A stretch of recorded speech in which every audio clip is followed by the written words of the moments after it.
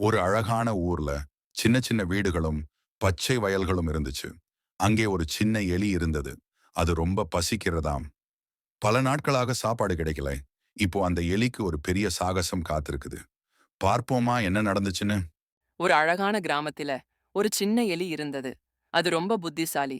ஆனால் சில சமயம் பேராசை கூட செய்வது. அந்த எலிக்கு பல நாட்களாக சாப்பாடு கிடைக்கவில்லை. வயிறு குரூருன்னு ஒலிக்க ஆரம்பிச்சது. அப்புறம் அது ஒரு பெரிய கூடை பார்த்தது. அந்த கூட்டுக்குள்ள சோளம் மலை போல் இருந்தது. அந்த கூட்டில் சின்ன ஓட்டைதான் இருந்தது. எலி கஷ்டப்பட்டு ஒரு மூச்சில் உள்ளே நுழைந்தது.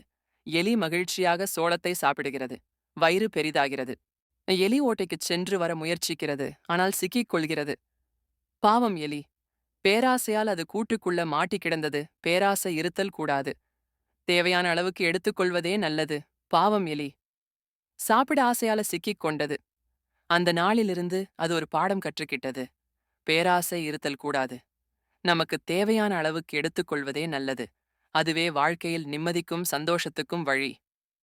இந்த கதை பிடிச்சிருந்தா லைக் பண்ணுங்க, ஷேர் பண்ணுங்க, சப்ஸ்கிரைப் பண்ண மறக்காதீங்க.